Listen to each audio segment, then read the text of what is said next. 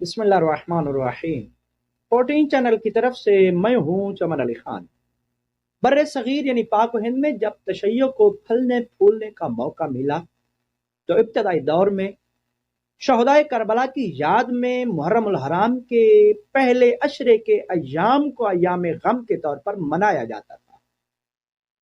بعد ازاں صورتحال تبدیل ہوتی گئی اور ان ایام غم میں جو شہدائے کربلا کی یاد میں منائے جاتے تھے اضافہ ہوتا چلا گیا۔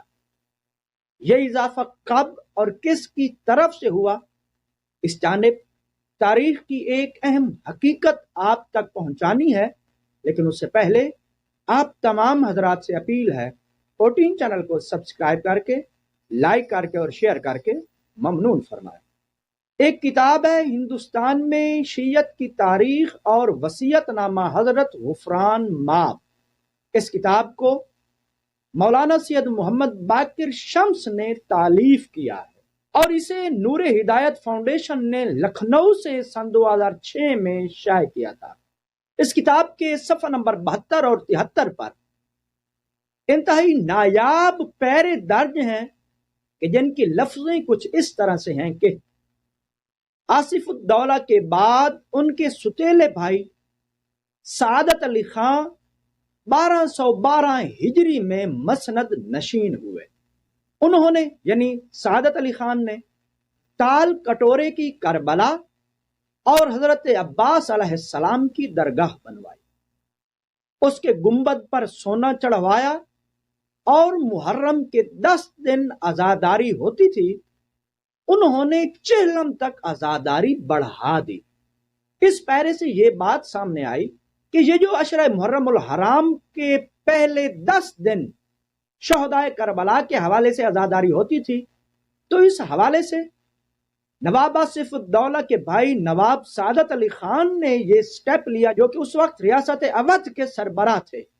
انہوں نے حضرت امام حسین علیہ السلام اور ان کے اصحاب باوفا کی یاد میں عزاداری کے دنوں کو عشرہ محرم الحرام سے بڑھا کر 40ویں تک توسیع دی۔ ایک دوسرا پیرا جو کہ اسی کتاب کے پیج نمبر 73 پر ہے، وہ کچھ اس طرح سے ہے کہ غازی الدین حیدر کے اکلوتے بیٹے نصیر الدین حیدر سن 1243 ہجری میں یعنی سن 1827 میں اپنے والد کی وفات کے بعد تخت نشین ہوئے، یعنی نواب نصیر الدین حیدر۔ وہ اپنے والد کی وفات کے بعد سن 1827 عیسوی میں اودھ کے حکمران بنے۔ انہوں نے پار میں کربلا بنوائی اور عزاداری پہلی محرم سے 8ویں ربیع الاول تک بڑھا دی، جو اب تک سارے ہندوستان میں ہوتی ہے۔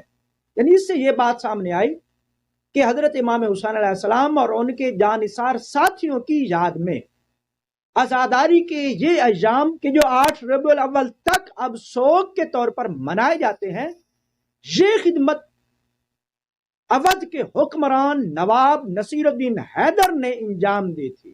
امید کرتا ہوں بر صغیر میں تشیع کی تاریخ کے حوالے سے یہ مختصر سی گفتگو آپ کے نالج میں اضافے کا باعث بنی ہوگی۔ السلام علیکم ورحمۃ اللہ وبرکاتہ۔